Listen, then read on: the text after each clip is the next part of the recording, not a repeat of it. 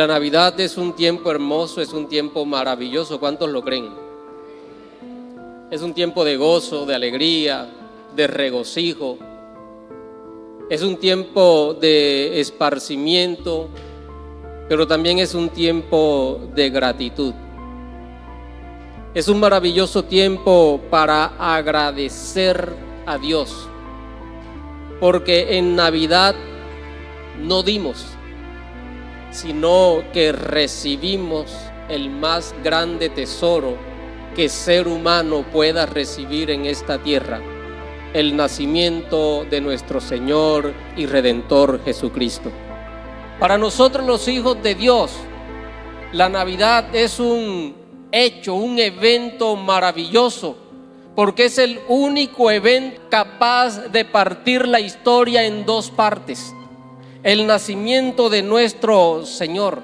Pero sucedió algo más, porque con el nacimiento de Jesús, en ese tiempo sucedió algo más, y es a lo que me quiero referir en esta noche, porque este es un regalo profético. ¿Por qué les digo que es algo profético? Porque lo que sucedió marca el ministerio que Jesús vino a hacer aquí en esta tierra. Después de que Jesús nace, algunos días después, la Biblia no registra el tiempo, pero después de que Jesús nace, dice el Evangelio de Mateo capítulo 2, en el verso 1, dice lo siguiente: cuando Jesús nació en Belén de Judea, en días del rey Herodes, vinieron del oriente a Jerusalén unos magos, diciendo: ¿dónde está el rey de los judíos que ha nacido? Porque su estrella hemos visto en el oriente y venimos a adorarle.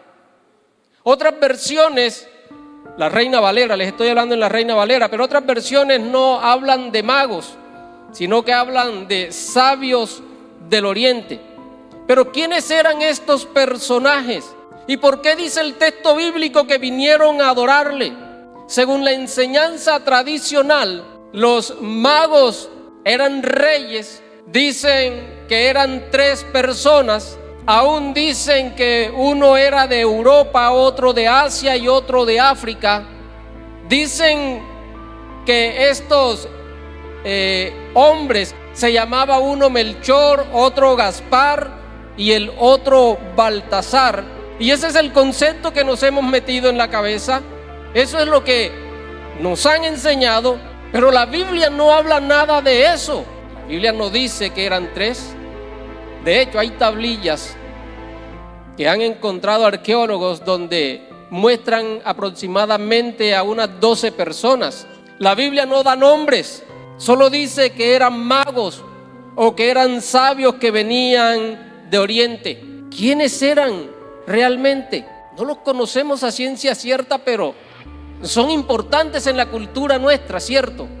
Han sido importantes en la cultura nuestra. Ahora, estas personas, según los estudios, eran una clase de personas bastante inteligentes. Lo más probable es que eran de Persia y eran estudiosos. Posiblemente eran sacerdotes o asesores sacerdotales. No hay nada que confirme o que compruebe que eran reyes. Aparte de esto, estudiaban y eran bastante entendidos en la astrología y en la astronomía. Y es por eso que dice el texto bíblico que venían siendo guiados por una estrella, por la estrella de Belén. Cuando ellos llegan a Jerusalén, hacen una pregunta: ¿dónde está el rey de los judíos? Porque hemos visto su estrella en el oriente y venimos a adorarle. Ellos posiblemente conocían la escritura y como eran estudiosos podían seguir la estrella. Ahora, ¿por qué es relevante la visita de estos seres, de estos magos, como lo llama la Biblia? Porque estos personajes vinieron a profetizar, escuche bien, el ministerio que Jesús iba a cumplir aquí en la tierra. Mateo capítulo 2, verso 11 dice: y al entrar en la casa vieron al niño con su madre María y postrándose lo adoraron, y abriendo sus tesoros le ofrecieron presentes, oro, incienso y mirra. Dice el texto bíblico que al entrar a la casa, ven al niño con su madre María. Ellos hacen dos cosas. Primero, lo adoran, y segundo, le traen regalos. Y sabe que este texto es muy importante, porque uno se pregunta por qué unos magos vinieron de tan lejos a adorar al Señor. ¿Por qué tuvieron que pasar tanto tiempo viajando de un lugar a otro para adorar al que nació en el pesebre? ¿Acaso no había en Jerusalén, en Belén, personas que adoraran al Señor? Pero sabe, era necesario que estas personas vinieran de otros lugares a adorar al niño que había nacido. ¿Sabe por qué? Porque Dios quiere que usted y yo entendamos que Él no solamente es el Salvador de los judíos, sino que es el Salvador de todas las personas, de todo el mundo. Él es el Salvador. Era necesario que ellos vinieran y que pudieran reconocer que ese niño no era cualquier niño, que ese nacimiento no era cualquier nacimiento. Era necesario que ellos se postraran y adoraran al Salvador, porque sabe, con esto ellos estaban indicando que ese rey que estaba naciendo iba a salvar a toda lengua, a toda nación, a toda persona, pero también todo linaje de la tierra, toda lengua, toda nación tendría que postrarse delante del Rey de Reyes, delante del Señor de Señores, porque es el único Salvador. Dice la Escritura que en ningún otro hay salvación, porque no hay otro nombre bajo el cielo dado a los hombres en el cual podamos ser salvos, solamente en el nombre de nuestro Señor Jesucristo. El mundo tiene que reconocer, el mundo tiene que entender que hay un solo Dios, que hay un solo mediador, que hay un solo Salvador. El mundo tiene que entender que no estamos celebrando comidas, que no estamos celebrando ropa nueva, que no estamos celebrando regalos. El mundo tiene que entender que estamos celebrando la venida de nuestra salvación, al Dios Todopoderoso, al Rey Eterno, al Padre de Gloria. Los magos le rinden adoración, pero también le traen regalos. Dice el texto que le trajeron oro, incienso y mirra. Escuche bien, ¿qué significan estos regalos para un niño recién nacido? ¿Por qué no le trajeron juguetes, de pronto un sonajero, algunas lucecitas, cosas que el recién nacido pudiera mirarlos, pudiera entretenerse? Parece algo ilógico, ¿cierto? ¿Por qué? Uno se pregunta por qué estos regalos. Ahora, hay regalos que significan mucho más de lo que a simple vista podemos ver. Y es lo que sucedía con estos regalos. Y ojo, porque esto es profético. Dice la Escritura que le regalan oro, le dan oro. ¿Qué valor profético tiene el oro? Mire, el oro se le daba a la realeza. El oro siempre está relacionado con la realeza. Así que el primer significado del oro es la realeza. Con este regalo, aquellos magos estaban reconociendo que el niño que había nacido es el Rey de las naciones. Pero el oro también está relacionado con la divinidad. El arca del pacto de la alianza, donde estaba la presencia de Dios, estaba hecha de oro, estaba recubierta de oro.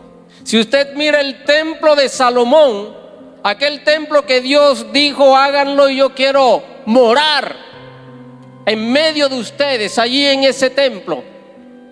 Si usted lee la Escritura, se va a dar cuenta que por todos los las partes del templo prácticamente había oro. Donde estaba la presencia de Dios, en el santuario de Dios, había oro por todas sus partes. Con este regalo se estaba reconociendo que aquel bebé que nació en un pesebre allá en Belén de Judea era rey y es rey celestial. El oro significaba la divinidad. Los reyes estaban diciendo: este que nació aquí, estaban profetizando, este que nació aquí no es cualquier persona, no es cualquier niño. Este es el rey del mundo. Este es el rey de los cielos, el rey eterno. Le llevaron también incienso. El incienso es una resina que brota de un árbol. Cuando se le hacen unas pequeñas incisiones, empieza a emanar esa resina, y cuando el incienso es quemado brota de él un olor agradable. Se usaba para los perfumes, pero también se utiliza para la santidad, para la adoración al Dios eterno en el templo. De hecho, en el templo había un lugar donde se dice que se quemaba incienso al Señor, como una ofrenda agradable, como una ofrenda grata delante de Dios. El aceite que se tomaba para ungir a los sacerdotes y a los profetas también se le echaba este incienso. Era utilizado en las ordenanzas, en los holocaustos. Era quemado este incienso como ofrenda de los fieles, de los que habían creído. Y dentro de los regalos de los magos iba incienso. ¿Qué significa que los magos le dieron incienso, le llevaron incienso a aquel niño?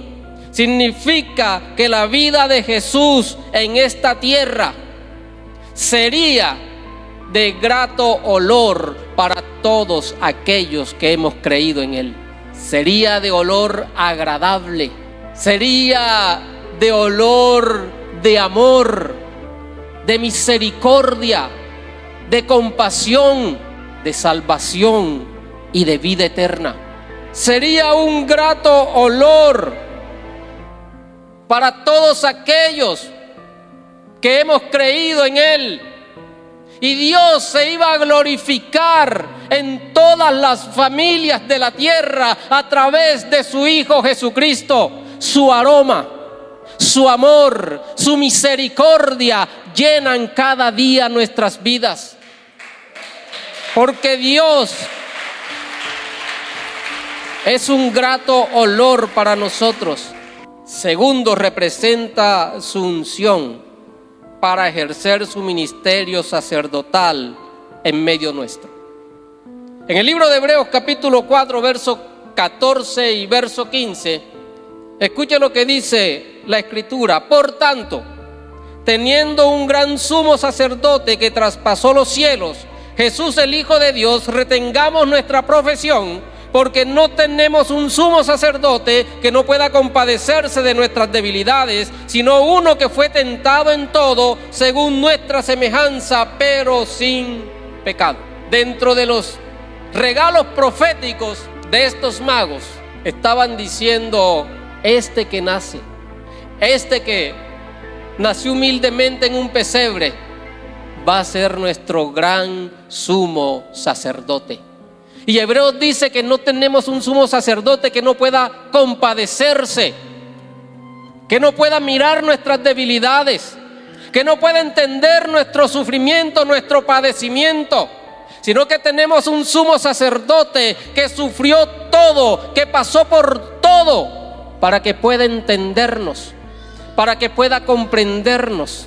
Por eso cuando usted y yo tenemos un problema y venimos a la presencia de Él, Él sabe de qué le estamos hablando, porque ni usted ni yo hemos pasado por todo lo que Él tuvo que pasar para que usted y yo hoy estemos en este lugar alabando y glorificando su nombre. Y tercero, su obediencia para ofrecerse en holocausto como sacrificio vivo por nuestros pecados. Lo tercero que le traen es mirra. También era un producto que se sacaba de un árbol, haciéndole esas incisiones que se hacía también con el incienso. Era amarga y se usaba para embalsamar, o en ocasiones se mezclaba con vino porque tenía poderes curativos, o tiene poderes curativos. Servía como somnífero, como calmante. Y se dice que esta mirra la mezclaron con vino y fue lo que le trataron de dar a Jesús cuando estaba allí en la cruz del Calvario, para aliviar los dolores de Jesús. Pero el uso más frecuente de la mirra tiene que ver con el embalsamiento o la preparación de los muertos para ser enterrados, de los cuerpos para ser enterrados. La mirra, como uno de los regalos para aquel recién nacido, simbolizaba su vida de padecimientos. Simbolizaba todo lo que iba a padecer durante su caminar aquí en la tierra, los rechazos y el desprecio por el cual tendría que pasar. Es más, el profeta Isaías lo relata de una forma gráfica. Isaías capítulo 53, en el verso 3 al verso 5, escuche, dice el profeta que Jesús fue despreciado, fue desechado entre los hombres, varón de dolores, experimentado en quebranto, escondimos de él nuestro rostro, fue menospreciado, no lo estimamos, llevó nuestras enfermedades, sufrió nuestros dolores, le tuvimos por azotado, le tuvimos por herido de Dios y abatido, mas él en su cuerpo cargó nuestras rebeliones, molido por nuestros pecados, el castigo de nuestra paz fue sobre él y por su llaga fuimos nosotros curados. La vida de Jesús como hombre en esta tierra no fue sencilla. Cuando usted mira los evangelios, se va a dar cuenta que el Hijo del Hombre, que el Rey hecho carne, tuvo que padecer mucho. Pero lo más maravilloso de este regalo, lo más maravilloso es que simboliza su muerte en la cruz por nosotros. Simboliza su sacrificio, simboliza que Él tomó nuestras cargas, que Él ocupó nuestro lugar, que Él soportó en su cuerpo el castigo que usted y yo teníamos que pasar. Lo más maravilloso de esto es que la mirra simboliza que ese rey nacido un día iba a entregar su cuerpo, un día iba a derramar su sangre en una cruz, un día iba a morir por nosotros, por los pecadores. Y no solamente iba a morir, sino que también iba a ser sepultado. Pero escuche, ni la muerte pudo retenerlo, la tumba no pudo retenerlo. Pero también simboliza su resurrección. Y con su resurrección, ese niño que nació en el pesebre nos dio a nosotros la victoria más grande sobre nuestros enemigos. El nacimiento de Jesús es el día o la noche más maravillosa que la humanidad haya tenido. El Dios hecho carne, aquel que habitó entre nosotros, ese Dios que un día tomó tu lugar, tomó mi lugar para darnos salvación, para que usted y yo hoy podamos tener vida. Entonces, escúcheme, aquella noche en aquel pesebre de Belén de Judea, no solo nació un niño, nació un rey.